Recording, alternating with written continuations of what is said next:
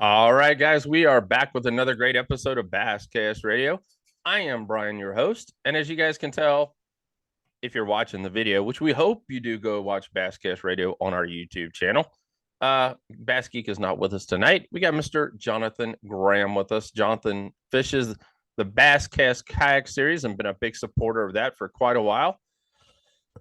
and we kind of talked about it a little bit, and we might try this show and see if we can maybe extend on it and do a little bit more throughout the year. Yep. And you know, Geek admitted, and I'll admit, I'm learning I had to learn the kayak series when we started the kayak series, but Geek's still on the glitter boat series. He will never be in a kayak. So we thought we'd bring in a little bit of an expert tonight to talk about that. And we got our local Justin Largiin on with us tonight. Yep. And he finished the Hoobie Open down on Harris Chain of Lakes and finished in second place. Guys, I ain't gonna lie to you. I watched some of his Instagram reels, and he was really, really surprised. I mean, he didn't think he was going to do this well at all. Yeah, he said he didn't have a really good practice, so he was happy with how the tournament went out. So, guys, we always hear that on Basscast Radio. If you have a sucky practice, I don't know if it makes you put a little bit more work into it for the actual event, or makes you go practice again. We've brought that up with the glitter bow side as well. It makes you go practice again to find them fish and I guess push a little bit harder. And I guess you kind of do a brain fart flush. Yeah. And start back from beginning. So congratulations to him. But what's been going on in your world, brother? Well, I like to fish those monthly tournaments. Yes. I finished second place in January's Virginia State Challenge, and I'm in 4 different online tournaments right now. So 2 year-longs and 2 for the month of February. And holy cow. Getting ready for our first Basscast Kayak Series tournament coming up March 4th on Leesville Lake. It will be here before you know it. I think Danielle told me we got 10 already registered. So thank you to everyone that has registered. I think Jacob just registered a little while ago. So everybody's starting to sign up. Let's get it up to about 20. I think 25. 25 for Leesville is great. I mean, it's not a very big lake. It's plenty of room for everyone to spread out. But it's a great Go ahead. I think we'll get there. Oh, yeah, we'll get there. But I think, it's a great place to start out. And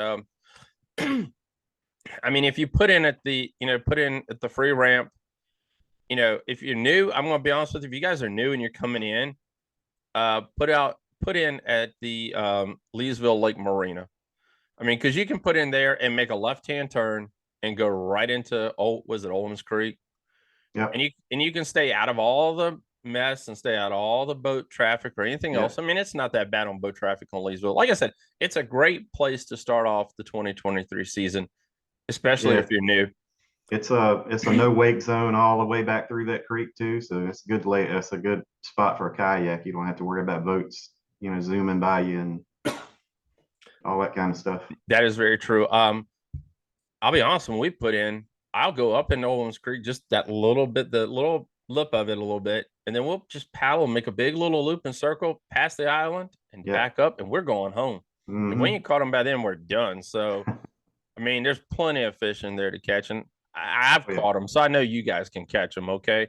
Yeah. I think try, yeah. Yeah. So you never know what Leesville's going to be like till you get there. It's kind of Leesville. It's a challenge. I like it though. I tell people all the time, Leesville fluctuates so much because if you're not from around here, Smith dumps into Leesville, goes back and forth. It's power generated, water generated. Yep. And if you have good consecutive days on Leesville, no matter what it is, you're a pretty good angler. Because I mean, I've been there. Sometimes you can't see the dock. Been there sometimes. You can walk out past the dock. Yeah. So I mean, it's just one of those places where you never know it. If you can catch fish on Leesville, you can catch them pretty much anywhere. That's what I tell people. That's very true. And you know what, guys, you can practice, but I'll tell you one thing: you don't know what you're gonna get into until you get down there the day of the event. Exactly. I mean, Jonathan gonna tell you straight up, if the water's high, it's gonna fish one way. If it's low, it's gonna fish another way. Yep. You do not know what you're gonna get into until that actual day of the event. So before we bring on Mr. Justin Largiin, guys, we got to thank our sponsor here. Do you struggle to remember what fishing patterns worked for you years ago in cloudy weather, in summer, on a specific lake, in a specific water visibility? Are you tired of journaling for fishing experience on pen and paper, guys? The Fish It Logbook app is your solution, built by anglers for anglers. Just log your fishing patterns at the end of the day in under a minute and have it captured forever.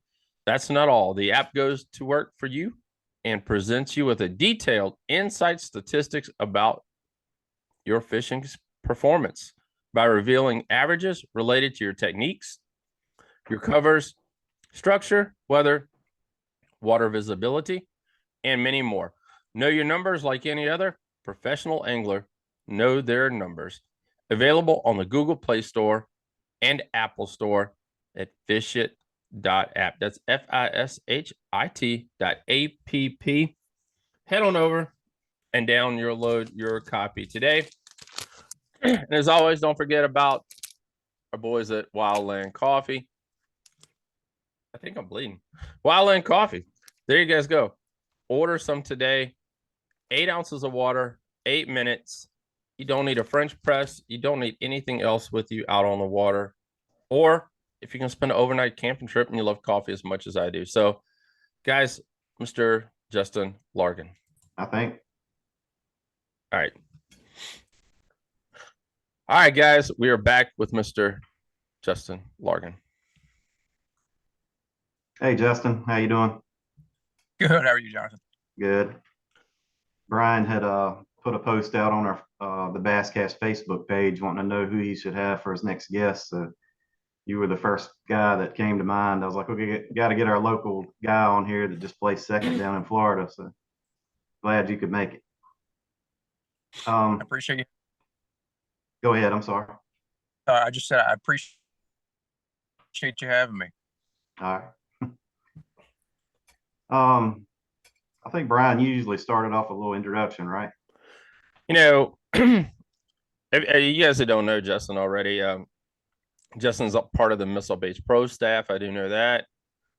He writes for Missile Baits. He also writes for the Basscast Kayak series. If you guys haven't checked out our Kayak series page on the basscast.com, you see a lot of his content there as well. So really appreciate that. But I kind of consider Justin a professional angler now. I mean, are you working any other job or are you just fishing? At the moment, I'm just fishing, but that's it's not going to last for too much longer. I don't think. It's tough. But it's tough. But as you because he's probably going to be doing the same thing. Are you sleeping in the car tonight? I got at the campground. So, but you're still sleeping in the car, probably. You got tent. Yeah. Either way, we sleeping. We doing whatever we have to do for this fashion dream. I'm sleeping in a 4Runner. I throw the seats down and I'm sleeping in it. So please don't wake me up. I'm not very happy when I get woke up. But yes, I mean, you're touring all over the world, fishing a bunch of tournaments, fishing the Hoobie series. You fish with the Basscast a little bit, and you fish with the Bass Nation. He's got he's a big stick for the Kayak series, and we appreciate him supporting us right here in Central Virginia. So Jonathan's got a lot of questions. I'll let him ask the questions, and then I'm just going to kind of play off some of the questions. So let's roll with it. All right. Mostly, I guess I wanted to know about the tournament in Florida, like your practice. You said your practice didn't go very well, and if you could just talk about how that went for a little bit, and then later on, I have some just questions that might help our beginning kayak anglers as far as like how you do things, stuff like that. Sure. So it was tough. I'd been down there one time before, so I wasn't going in completely blind. And I wanted to find something different. I had a feeling that the area that I fished last time, that there'd be some other people in it. I wasn't sure, but I felt like there'd be some people that that would be there, and I wanted to find something different. I spent a lot of time in Apopka, which is the furthest lake south on the chain. Got some dirty water, and a lot of tournaments get one out of there. But for the boats, it's a kind of a risk for them. It's a really long run because I think most of the tournaments launch out of Harris. They've got to go through a lot. It takes them like an hour to get down there. For us, we launch in Apopka, but I think it was 3 or 4 launches that you could use, but it's a massive lake. And I went down and I did not find much that I liked in there. I spent a lot of time in a canal and an area where, like when I was down there last year, I found some big bedding fish in this one canal. It was all amped up, and they weren't there for the tournament. So I thought, well, shoot, maybe I'll go back and find some big bedding fish in that area. And it was just, Oh wow. it was kind of a ghost town for that. It was a day I was in there was real windy. So the canal had I think a lot of the boats that would normally be out on the main lake were up in the canal. And I fished a long stretch and I think I might have had 1 or 2 bites, and they weren't big, and it just, it was a little discouraging. I kind of I just decided at that point to write off Apopka. I spent another part of a day in Griffin, and I was hoping to find clean water, and Griffin was pretty dirty too, at least the stretch where I was. I did catch a few fish. Caught one off a shallow grass line with a chatterbait. Had a blow up on a frog. Pretty good one that I jumped off, but nothing spectacular. I spent some time flipping reeds and flipping in Kissimmee grass, and just that was what I'd hoped to do, was go down there and flip that new missile chunky D. I wanted to catch some big fish on the thing, and it was not. It wasn't working for me. And I ultimately decided the last day that Beauclair is what it's called. It's, I guess, the next lake up from Apopka. And I'd been in the canal connecting them. I'd been in Apopka. Figured I'd check Beauclair. I'd heard there was some clear water in there, but I also knew it was getting a lot of pressure. And it did have really clean water compared to the other places I'd been. It was, I think of a lot of eelgrass. There was some hydrilla, I think, mixed in places, and some milfoil. There was some stuff that looked like it had been sprayed, like it was dying. It wasn't real healthy, but there was eelgrass. I mean, everywhere was eelgrass. So I mean, out to, I don't know, 6 feet maybe. And the day that I was in there, it was pretty calm, and I was able to paddle around and stand up, and I looked a lot, and I found a ton of tilapia that were bedding. Which I wasn't surprised. I knew there were those down there. And if you've never seen a tilapia bed, it's like, I don't know, 2 times, maybe 3 times the size of a largemouth bed. Yeah. And it's just super obvious. It's like bright, and they were everywhere, those beds. And I did find a few largemouth, a few that I thought were decent, but I felt like I was in a rush. I hadn't found much in practice, so I didn't spend a whole lot of time, working any fish, just to, if I have the luxury of time, then I'll try to sit on a good fish, and figure, okay, can I get it to bite? And I won't be fishing a hook. Typically, I'll have just a screw lock into the plastic, and I just want, if I can get that fish to bite quickly or not. So I didn't really have a chance to do that, looking and trying to mark as many spots as I could. And I was talking with some buddies after I got off the water, and that we were talking about the weather the next day. It was supposed to blow from, I guess it was the northeast, and just basically the best stretch of bank that I found was just going to get absolutely pounded by 20-mile-an-hour winds all day. I think start at night. So yeah, I was not super optimistic. I knew I didn't want to go back to Apopka. I didn't really want to mess around in the canals, and I didn't really want to go to the spot in Griffin. So I decided for the event that, at least for the first day, I would go fish some stuff that I had history on, and just go fishing and see what happened. And that's kind of what I did the first day. Sort of winged it. As we brought that up earlier, when you have bad practice, what you usually do, you go practice again.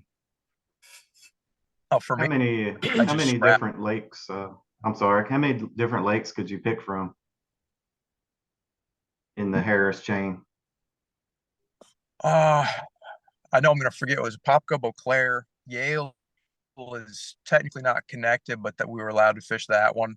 I think trout we could technically get into Eustis, Dora, Big Harris, Little Harris, Griffith. Was that Okay. 8? There was a lot of water, Yeah. and Wow.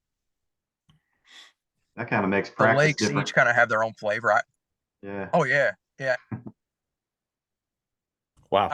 I've had some tournaments in the past where I've made the mistake of trying to bite off too much Yeah. and fish one lake, then go fish another area that's an hour away, and then another Mhm. area an hour in the other direction. And I was trying not to do that for this one. I was trying to just like pick an area, Yeah. because if you go to these award ceremonies and listen to these guys talk, it's like there might be a predominant pattern or a couple guys doing similar things, but people are catching fish everywhere doing different things. So Yeah. it's not like there's one magic thing you can do. So Hmm. one of my goals was to kind of not try to put the kayak in every single lake this time, Yeah. and just limit it to a few. That's Good smart. plan. Yeah. Yeah. How many total days did you have to practice?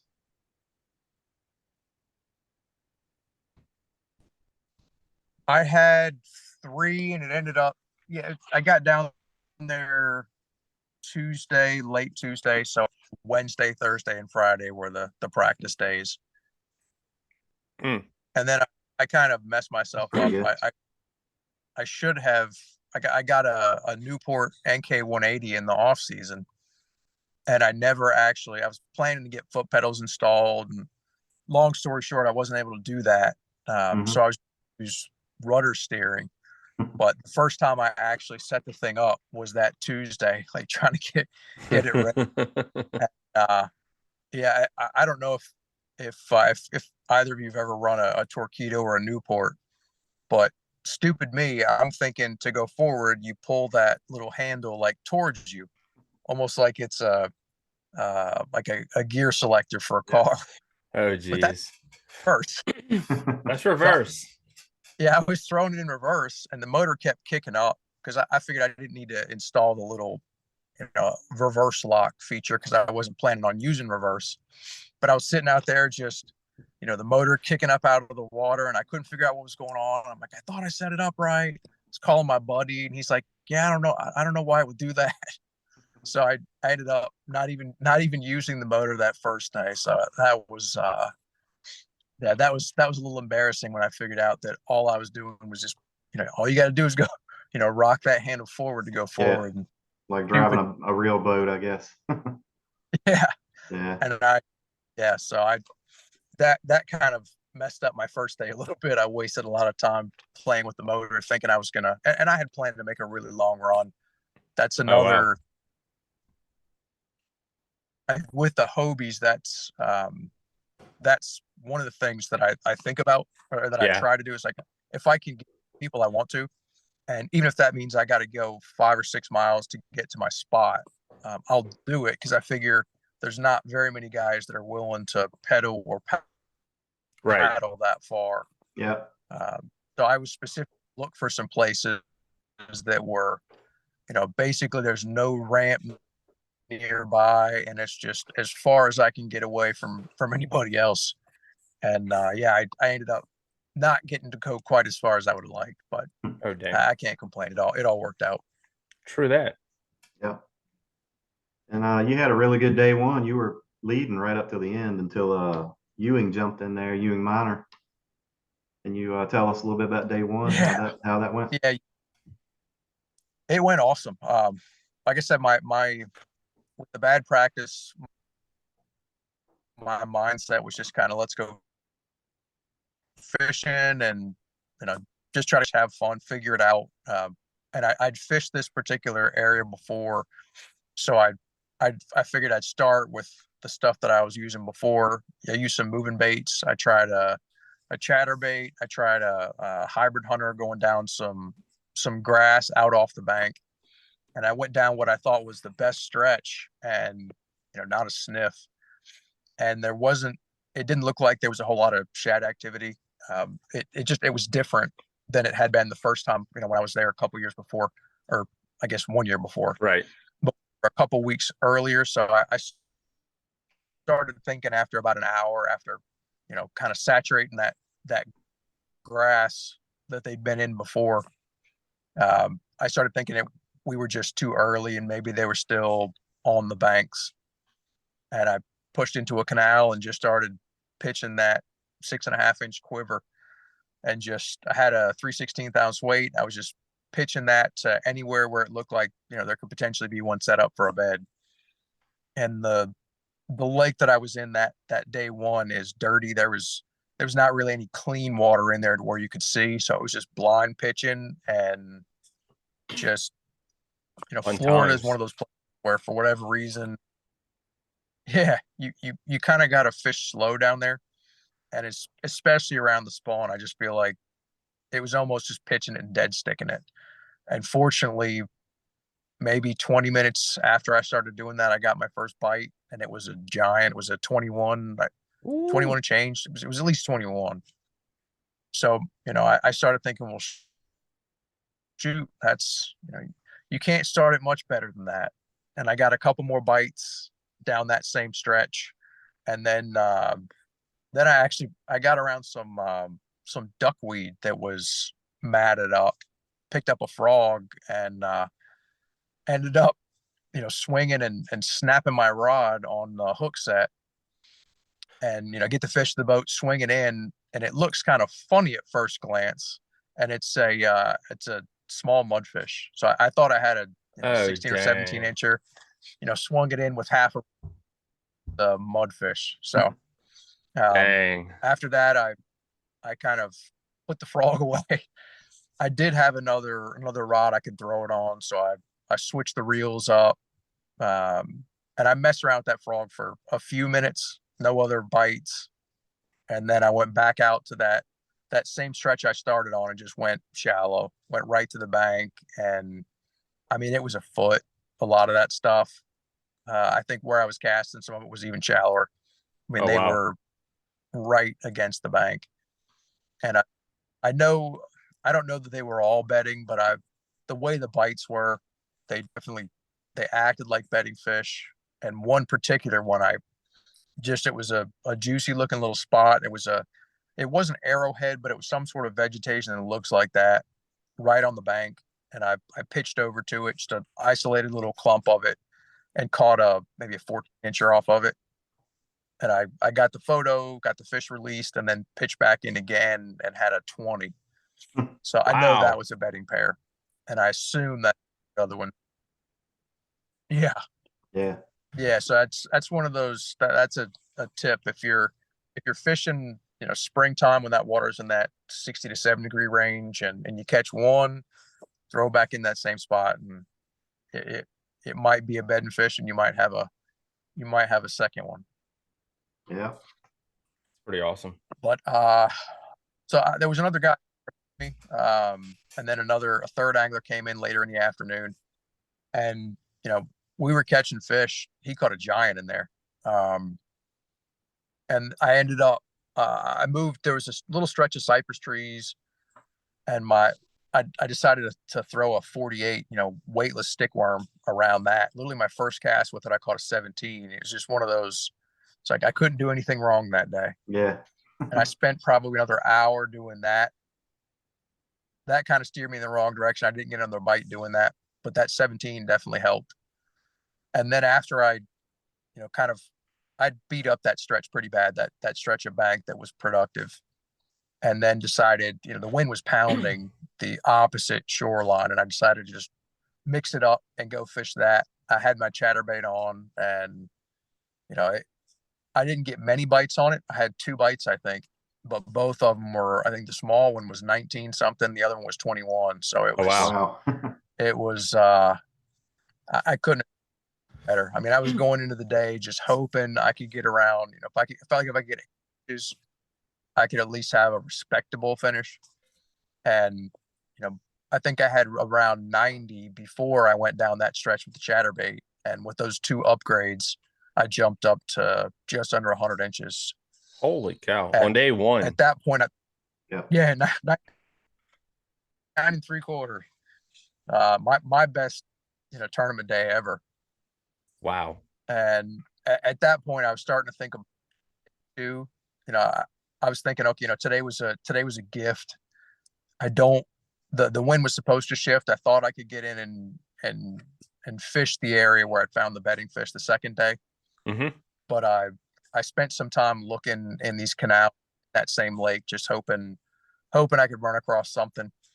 And I found a few fry garters, but nothing particularly special. And I ultimately decided, talking to the other anglers back at the ramp, they had hooked some big fish. They landed some big fish and they lost some big fish. So I was just doing, thinking to myself, how many fish over 20 inches are going to be in this place? How many big fish?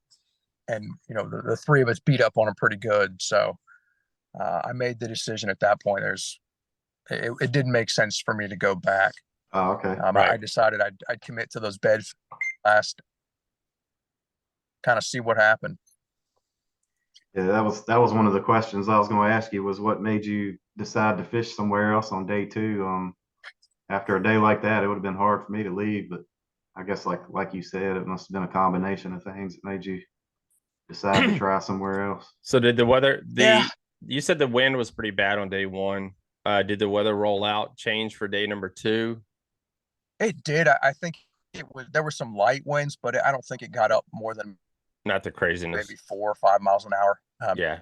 I think that was a lot of movement on the leaderboard. A lot of guys that did really well on day 2, where I think it was partly they couldn't get on their fish the first day because that wind, all the lakes down there are kind of, they're kind of bowl shaped, and Mm-hmm. there's not too many places tuck out of the wind. So I think that probably handicapped some people that first day. But there were a lot of guys. I think that first day the top 50, I think, had 80 inches or better. And I think Oh, wow. there were at least 10 guys that had 90 or better. So it was some of those guys that had 80s on the first day put up, high 90s the second day and jumped way up the leaderboard. So it was interesting how that worked out. Yeah. How did you feel But going as into? far as like my decision to Go ahead. going into day 2, Yeah. I didn't. I was glad I had, but I was just thinking, don't screw it up. Like if I can get 80 inches, if I can catch, if I can average, that will put me around 170 range, and I felt like that would get me close to a check. So that was kind of, I didn't have unrealistic expectations, and I wasn't sure with that wind pounding all day. I wasn't sure how clear it would be. I knew it'd be calm enough, but I was afraid that there'd be just some sort of residual stain in that water and I wouldn't be able to see the fish. Wow. And it kind of, there were some that I could see, but then there was like one section of the lake where I think part of it was boat traffic. There were a lot of boats, a lot of kayakers in there, and it just the wind, just that little ripple and that enough stain in the water made it to where you could kind of make out the faint white spot from the bed, but you couldn't see well enough to even tell if there was a fish on it. So a good section, I hit one stretch in the morning and had a small limit. Spent probably an hour close to an hour on an 18 incher, just because I had a bunch of 12 inchers. Yeah. Oh, wow. Was able to catch that fish and then move to there's like the south end of the lake where there was a lot of eelgrass and reeds, and I didn't catch any, and I couldn't find any of the fish that I'd marked in there. And I wasn't sure how many guys actually fished it the first day. I knew a bunch of guys were fishing it the second day, and I eventually I don't think the single bed that I found that I had marked. So I just, at a certain point, I decided I needed, my best chance was to go and find new fish, just look for one or two. Right. So I was bulldog feeds and just looking for stuff that wasn't easy. A lot of guys can find the ones that are out, in the obvious places, where it's a great big bright spot, hole in the grass or kind of on the outside of the reeds. But the ones that I felt like the boats or maybe even other kayakers wouldn't get to were the ones where you got to go back through some stuff. And a lot of you spend a lot of time doing that and not finding anything. But eventually it did pay off, and I ran across a couple of the right fish after, like I said, just bulldozing through reeds. I had the pedal drive up and I just stand. The Torpedo was down at that time. And going all the way back as far as that. You can use the Torpedoes or the Newports, or I guess some of the guys have those XI3s bow mounted. You can use them in practice, but not for the competition. Yeah. Oh, I didn't know that. Hobie's the one that doesn't during the event. It's all manual, so you can pedal and you can paddle, but no motor for the actual competition. So yeah, I had the pedal drive was up, and it was just me standing and kind of it with the amount of stuff that I had with me. I had more than I would have liked to take, just because it was kind of weird. I wasn't sure exactly how clear the water would be, so I brought some dirty watercolors. I brought some translucent stuff for clear ones, and so I was weighted down enough. Yeah. And you can definitely paddle a Hobie, but it's not designed to be a stand-up paddleboard, so it's not exactly easy. I was tired at the end of the day. It's a workout. Yeah. But I was fortunate. Yeah, Justin, at least you're young, so you got that much going for you. I guess. How about that? Do you run a power pole or anything like that to help in the wind, or how did I did.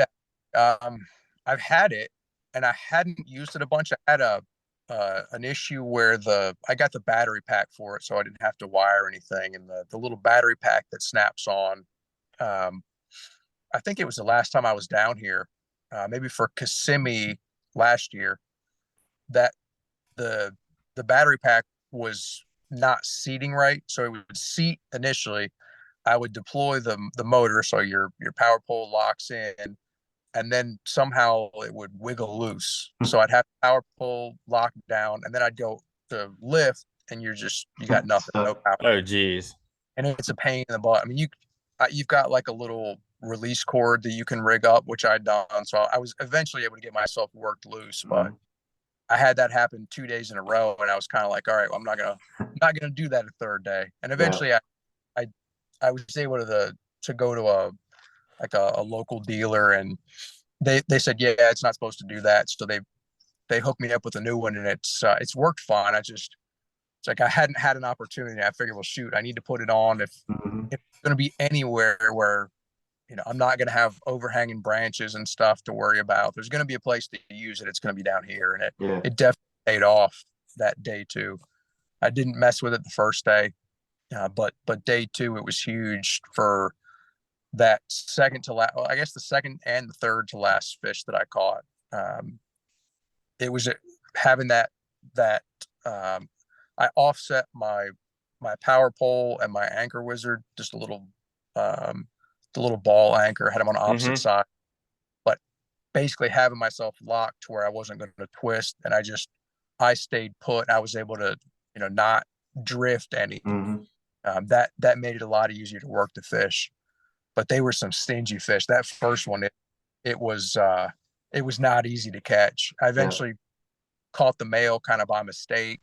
With the glare, I saw the two fish looking at it. I couldn't tell which one ate it, and I wasn't going to take a chance. So I swung and caught the male, and there's times where that works out for you, and there's times where it doesn't, and I don't know how to tell like which way. So I'm just hoping that I could. I was hoping I could just shake the male off, and then the female would get mad after seeing the male spit the worm a couple times, and the female would eat it. And it didn't work out that way. Eventually, just when I hooked the male, it took several minutes for it to go back to the nest, and the female started to get a little more defensive, to where the male wasn't running in there and snatching the worm. And eventually I got her to eat the quiver. And that was a huge call. It was 19 something. So that was Oh, wow. 4. I mean, I had some tiny little fish. And then I was fortunate. I think it was 1:30 at that point. So lines out was 3. And I pushed, found one more fish, a similar little area where you had to go through a bunch of reeds, and then it kind of opened up behind them. There were some pads in there, and I found one that was not as stubborn. That last one was much easier. I think it took 2 or 3 casts to catch the male, and then I think it was another 2 or 3 casts after I'd caught the male to catch the female. And that male was, I think, 14 and a half, and it actually called. So that tells you how small some of my fish were. That's crazy. Guys, we got we got Justin Largiin on with us tonight, talking about his second place Hoobie finish on the Harris chain of lakes. All right. So, day 1, day 2, day 3. How are you feeling going into day 3? Were you still unsure about some of the locations that you had? It's just 2 days. Oh, it's just 2 days. Yeah, I was great on day 3. I had that's why I turned this show over to Jonathan, and I should just let Jonathan have it. I mean, that's what I should have done. Day 3 went real good. He was heading home. Oh yeah. I woke up and I looked over, I had the trophy in the tent with me, and for a second I was like, that was a really good dream. I looked over and no, it wasn't a dream. Wow. Oh my goodness, that's funny. I had just a few questions that might help some of our newer guys out. That I'd ask if you don't mind.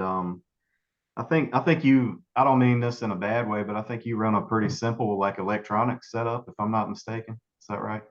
Oh, yeah, bare bones. Yeah. It's a Lowrance, and I would think it's the Reveal triple shot.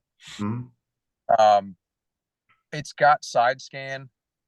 I haven't been able to get the side scan to work very well, so I don't really mess with it. It's kind of a small screen. I think I have the 7-inch, so it's hard for me to make out the detail that I see other guys get with their side scan. Yeah.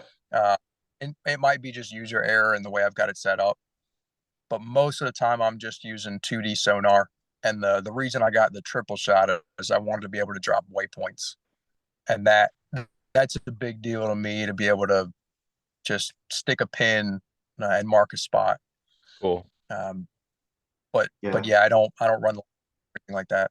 I thought that would be good to let some of our new guys know that you don't have to have the fancy electronics. We got a guy here competing on the national level with bare bones electronics and winning and placing very well in these national tournaments. So that's good.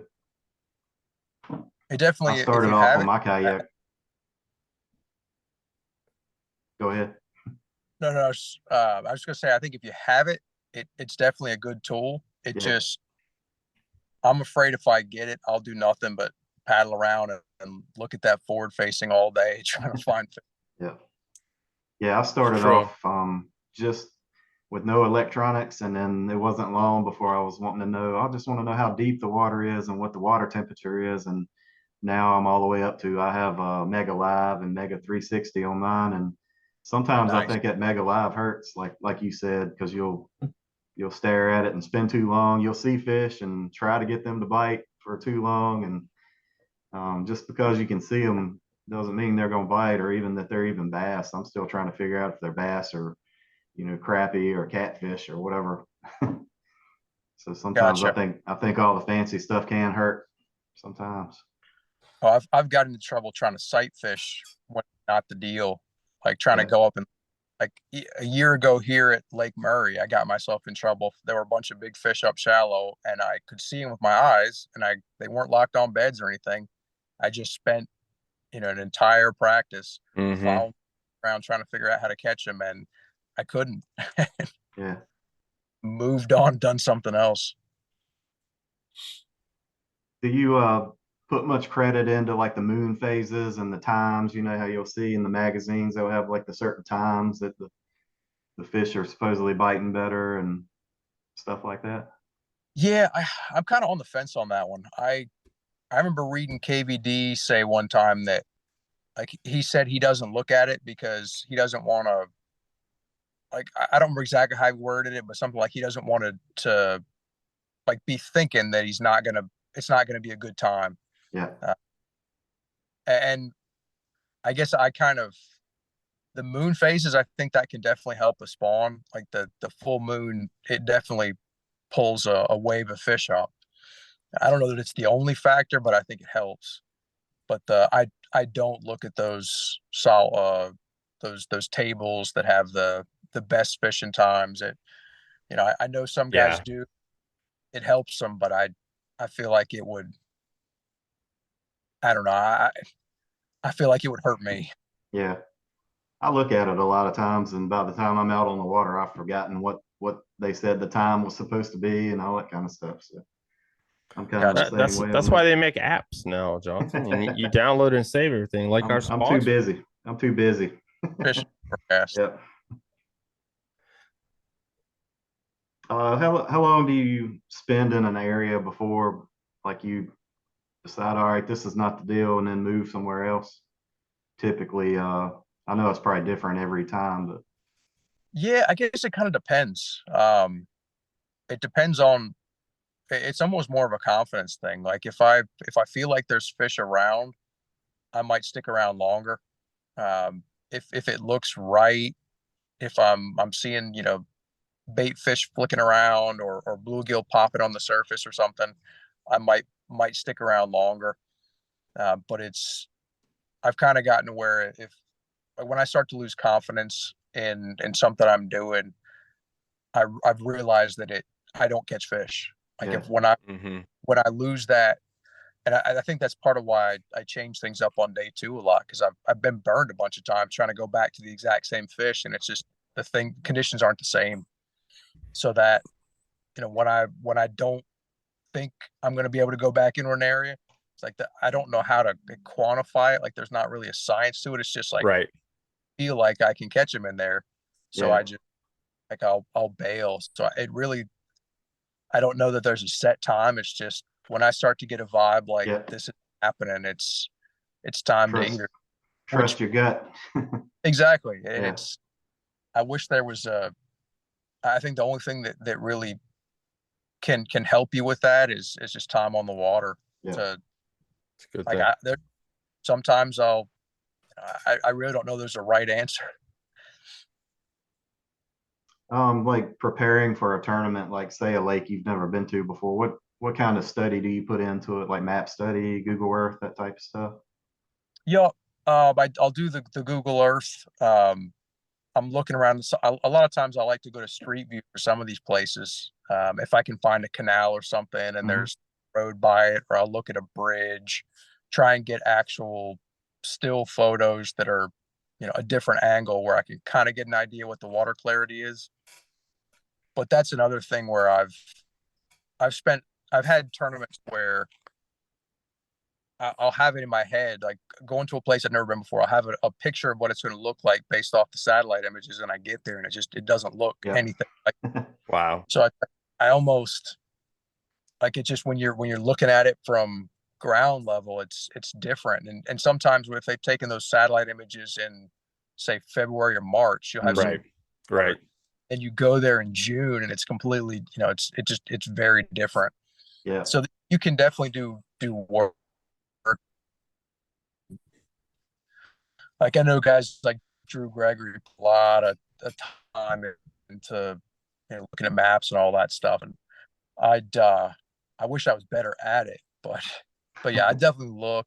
I'll try and do some research on the lake, figure out when do the fish typically spawn on a particular lake, or what some of the is it deep, is it clear, water clarity, sort of some of that stuff.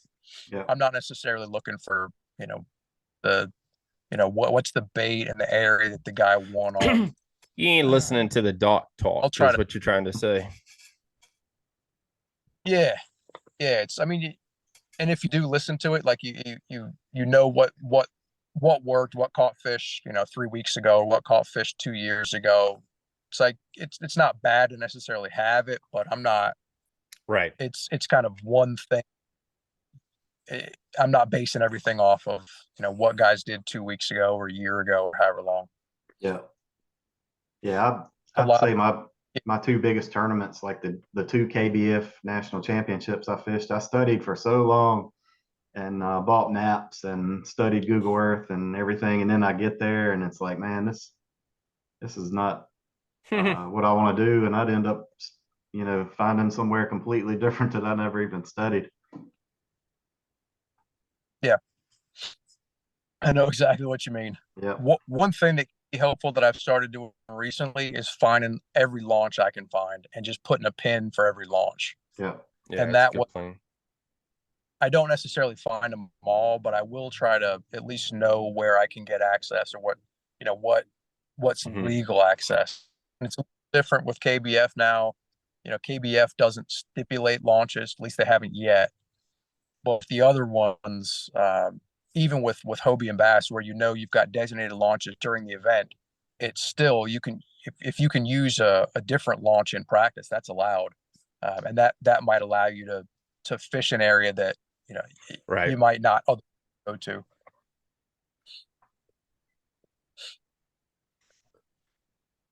Jonathan, you got more questions, brother? I was going to bring up Missile Baits since I know that's one of his big sponsors. And I know I've heard you talk about the 48 a lot. I'm sure that's probably your favorite. I was going to ask you what your second favorite Missile Baits is. I don't know. I feel like it changes sometimes. Like Yeah. I'll get locked in with one and just kind of really, I was just you really feeling that one bait for a certain time of year. And so I don't know that I have one that like that's the one I like all the time. But right Mhm. now, probably toss up between the D bomb and the baby destroyer. Yeah. There you go. I like both of those. That baby destroyer is great for bedding fish. Mm-hmm. It's great flip and pitch, and that the D bomb is just like the guy that caught a guy caught a 25-inch fish in our tournament. I don't remember his name. Sorry if you're Wow. listening, but he caught a 25-incher on a D bomb, That's and awesome. yeah, I wanted to stand up and applaud during the ceremony. Like, That's so yeah, cool. Yeah, I'm a fan of the just two different sizes of the destroyer, the baby destroyer and the regular size. Those are probably my favorites. But I was excited when they started making the spunk shad because I'd been using those under Hog Farmer, and I was like, well, Missile Baits will probably be a little bit easier to find around our area. So oh yeah, the Hog Farmers always had to order from somewhere. So and That's awesome. that's been a pretty cool bait. I use it as a chatterbait trailer, and I'll just fish it by itself sometimes. yeah. I haven't experimented with that at all. I'm gonna have to do that though. Yeah, I've seen guys doing that. yeah. All I so far is chatterbait trailer, and this last trip was really the first time I played with it, and it Mm, works. yeah. And for you guys who are watching on our YouTube channel, Basscast Radio, by the way, Justin's in his car because Justin is at another tournament this weekend, guys. And we talked to him earlier. This is his current job. I mean, he's on the water fishing to cash checks. And what's in the books for you coming up this week?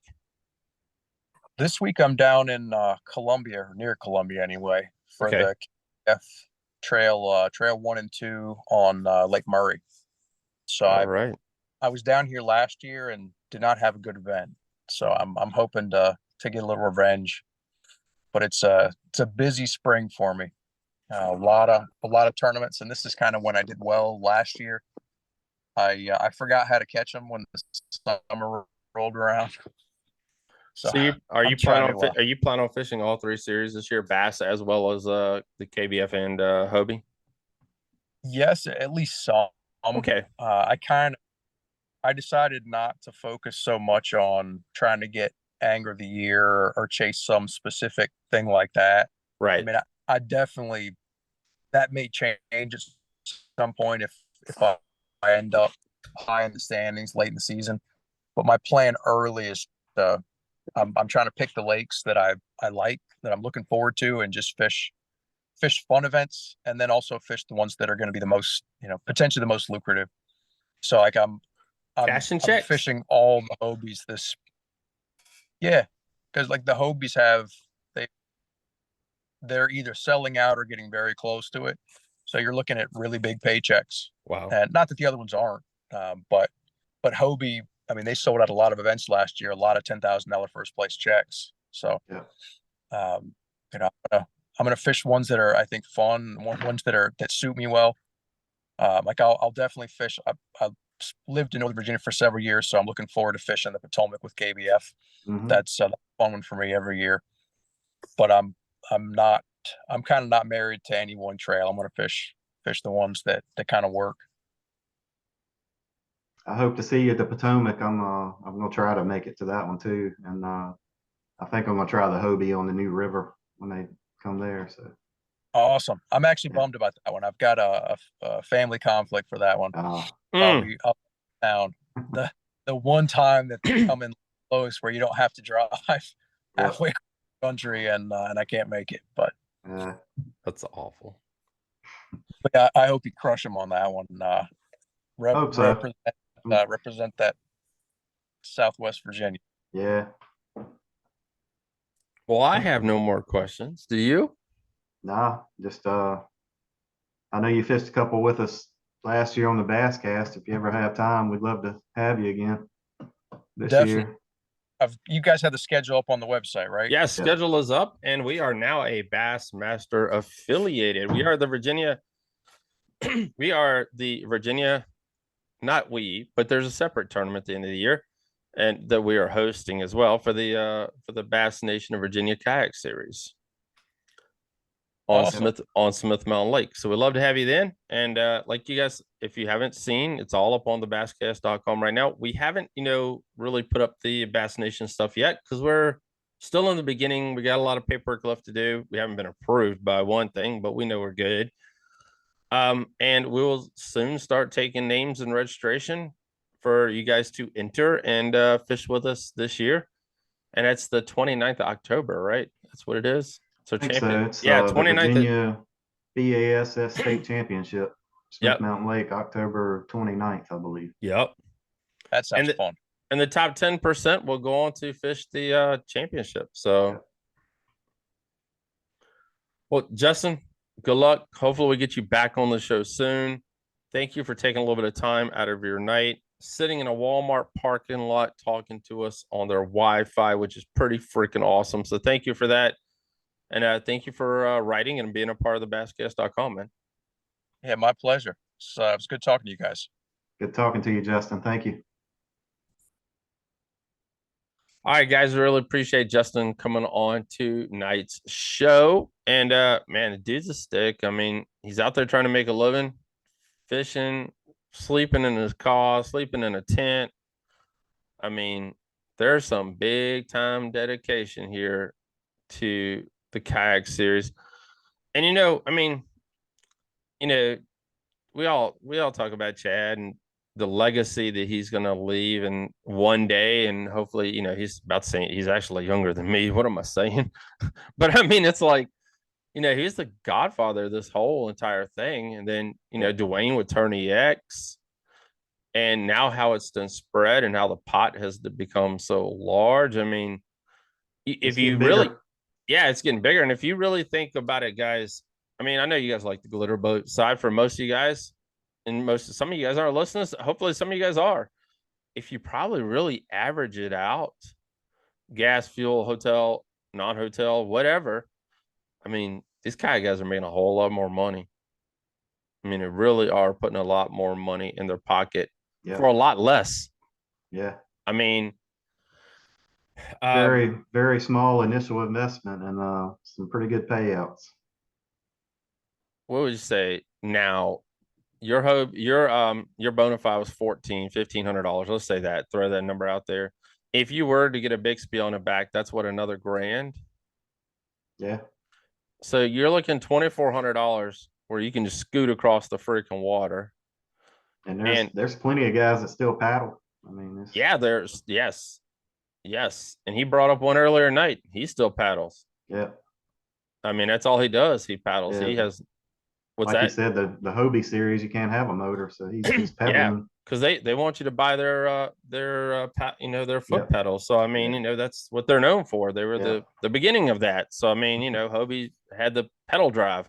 Mm-hmm. So I mean, they want you to buy that, which Ike and Ellie, all of them, it's a bunch of them different. I And think he's, Polinick's fishing out of a Hobie now, and I think yep. I know Ike and Ellie was So the first one, and Greg DePalma just starting this year too. so a lot of guys are coming in this thing to Yeah. say, hey, what the heck? We love fishing and we're making a living and we're cashing checks. Yeah. And that's how we continue this journey on. So, Jonathan, man, I appreciate you coming on, being a Thank part of you. Bass Cast Radio tonight, your first ever episode with us. And hey, we're gonna get some more guests on here in the next few weeks and see if we can continue this bad boy on. Sounds good. Appreciate you guys. There will be a show next Wednesday. And then I'm going to Red Crest. And then I'm coming home for a week. And then I'm going to the Bassmaster Classic. So you guys stay tuned because we're going to do some recording at Red Crest and we're going to do a little recording at the Classic. So, but it won't be our regular normal show, but we will be there. So thank you guys for being a part of us tonight. And we'll be talking to you guys soon.